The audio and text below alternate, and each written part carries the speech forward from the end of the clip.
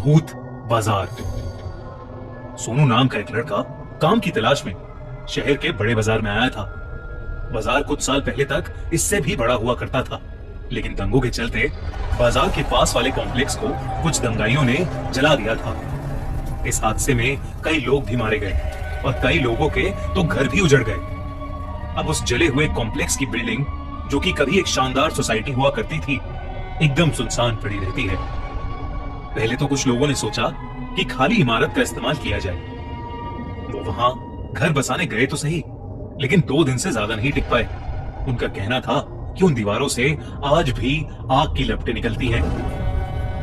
लोगों की चिल्लाने की आवाजें गूंजती हैं। यहां तक कि उस बिल्डिंग के अंदर ढंग से सांस भी नहीं ली जाती। इसके कारण कई लोग उस कॉम्प्लेक्स को भूत बाजार बुलाने लगे। कुछ लोगों ने तो अपना रोज का रास्ता ही बदल लिया। वो 2 चौक घूम कर आते, मगर उस जले हुए कॉम्प्लेक्स को पार नहीं करते थे। सोनू को उस कॉम्प्लेक्स के ठीक पास एक कपड़ों की दुकान में काम मिल गया था। दोपहर के समय जब धूप बढ़ जाती तो कम ही ग्राहक आते थे। एक बार श्यामल, जो कि उस कपड़ों की दुकान का मालिक था, दोपहर में बैठा अपनी दुकान में आराम कर रहा था। सोनू और वो दोनों बातचीत कर ही रहे थे कि इतने में हरी आंखों वाली खूबसूरत सी लाल साड़ी पहनी हुई एक औरत दुकान में आई और श्यामल के सामने आकर बैठ गई। सोनू को जो बात बहुत अजीब लगी वो ये थी कि उस औरत ने कुछ नहीं बोला कि उसे किस तरह के कपड़े देखने हैं, और श्यामल अपने आप ही उसे लाल साड़ियां खोलकर दिखाने लगा। सोनू से ये बात हजम नहीं हो रही थी, लेकिन फिर अचानक वो औरत खड़ी हुई और दुकान से बाहर जाने लगी। श्यामल भी बिना कुछ कहे उठकर उसके पीछे चल दिया। सोनू ने श्यामल को पीछे से कई आवाजें लगाईं, मगर उस पर कोई असर ही नहीं हो रहा था। जब सोनू की आवाज थोड़ी तेज हुई तो वो औरत पीछे पलटी और सोनू की हालत खराब हो गई। अचानक ही उसे पसीने आने लगे और वो नीचे बैठ गया। उसने उस औरत की आंखों का रंग बदलते हुए देखा था। उस औरत की हरी आंखें अचानक से नीली हो गई थीं। ये देखकर सोनू सहम गया और दुकान के अंदर ही सुन्न सा खड़ा हो गया। सोनू दुकान को अकेला नहीं छोड़ सकता था, इसलिए वो बाहर उठकर नहीं गया। थोड़ी ही देर में कई सारे लोग दुकान से आगे भागते हुए नजर आए। एक दुकानदार भागते हुए आया और उसने सोनू को बताया कि कॉम्प्लेक्स के सामने श्यामल बेहोश पड़ा मिला है। होश आने पर श्यामल को कुछ भी याद नहीं था। वो बस बार बार ये कह रहा था कि कॉम्प्लेक्स में दोबारा आग लग गई है, लेकिन वो कॉम्प्लेक्स तो आज भी वैसा ही सुनसान पड़ा था। वहां ऐसा कुछ भी नहीं था और सोनू का डर बढ़ने लगा था। वो चाहकर भी उन हरी आंखों वाली औरत को भूल नहीं पा रहा था। अगले दिन दोपहर के वक्त सोनू ने दुकान के सामने से फिर उसी औरत को जाते हुए देखा। सोनू डरा हुआ था, मगर वो उसके बारे में जानना चाहता था, तो उसने हिम्मत की और श्यामल को बताए बिना दुकान से बाहर चला गया। वो औरत कॉम्प्लेक्स की तरफ जा रही थी। सोनू ठीक उसके पीछे पीछे चल रहा था, मगर अचानक वो औरत सोनू की आंखों के सामने से गायब हो गई। सोनू को लगा कि वो औरत उस कॉम्प्लेक्स के अंदर गई है। महीनों का डर सोनू को अंदर जाने से रोक रहा था, मगर वो उस औरत के बारे में किसी भी हाल में जानना चाहता था। उसने कॉम्प्लेक्स के दरवाजे की तरफ चलना शुरू किया। चारों तरफ सिर्फ काली दीवारें ही थीं। इतनी तेज धूप और रोशनी में भी वो चमक नहीं रही थी, मानो उस कॉम्प्लेक्स में एक अलग सा अंधेरा छाया हुआ था।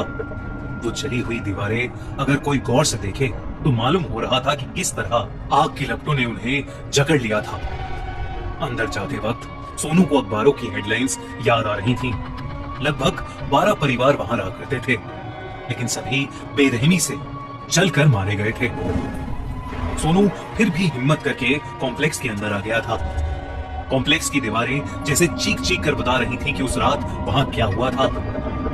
हैरत की बात तो ये थी कि सोनू को अचानक से बहुत ही गर्मी लगने लगी।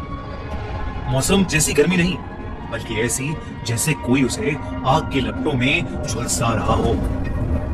उससे और आगे चला नहीं जा रहा था। वो हाफते हुए एक जगह रुक गया और सहारे के लिए उसने अपना हाथ एक दीवार पर रख दिया। पर अगले ही झटके में उसके मुंह से एक जोर की चीख निकली। उसने अपने हाथ की ओर देखा तो वो जल गया था। दीवार इतनी गर्म थी जिसे अभी भी वो आग की लपटों को अपने अंदर बसाए हुए हो। इस सदमे से सोनू उभरा ही था कि उसे उस औरत की लाल साड़ी कॉम्प्लेक्स की एक बालकनी में दिखी। वो उसकी ओर गुस्से में भागा, लेकिन आगे बढ़ते हुए सोनू को चारों ओर से चीखों की आवाजें आने लगी। उसने हर तरफ देखा पर वहां कोई भी नहीं था।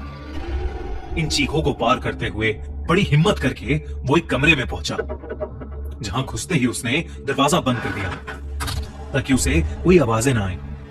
कमरे की झुलसती गर्मी बढ़ती ही जा रही थी। सोनू उस कमरे की खिड़की खोलने के लिए आगे बढ़ा तो अचानक ही उस पूरे कमरे में आग लग गई। कुछ ही सेकंड्स में पूरा कमरा धुएं और आग की लपटों से भर गया था। वो चीखों की आवाज अब सोनू की थी, जो अधमरी सी हालत में दरवाजे की ओर रेंग कर बढ़ रहा था। आग के धुएं की वजह से उसकी सांसें और कम होती जा रही थी। इतने में वो दरवाजा खुला, लेकिन वो हरी आंखों वाली औरत अपनी लाल साड़ी पहने उसके सामने आकर खड़ी हो गई। सोनू ने मदद की गुहार मांगी, मगर उसकी आंखों में भी वही ज्वाला दिख रही थी, मानो वो सोनू से किसी चीज का बदला ले रही हो। आग की लपटों के बीच में सोनू चक्कर खा के गिर पड़ा। जब उसे होश आया तो वो कॉम्प्लेक्स के बीच जो मैदान था वहां पर गिरा पड़ा था। हड़बड़ाते हुए उसने कॉम्प्लेक्स को देखा। अब वो दीवारें एकदम शांत थीं। आग का कोई नामो निशान नहीं था। सोनू फौरन उठा और वहां से भाग निकला।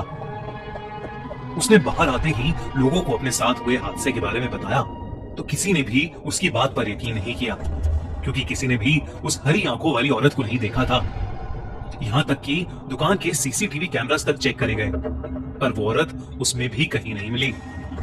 फिर एक रोज एक बूढ़े आदमी ने सोनू को बताया कि एक हरी आंखों वाली औरत उसी कॉम्प्लेक्स में रहती थी और शामल की दुकान की जगह उसी की दुकान हुआ करती थी, लेकिन वो उस कॉम्प्लेक्स में लगी आग में जलकर राख हो गई।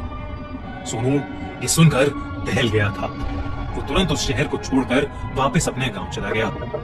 उसे फिर कभी वो औरत दिखाई नहीं दी, पर उस औरत की हरी आंखें और उस कॉम्प्लेक्स की जलती दीवारों का डर शायद ही वो कभी अपने दिमाग से निकाल पाएगा।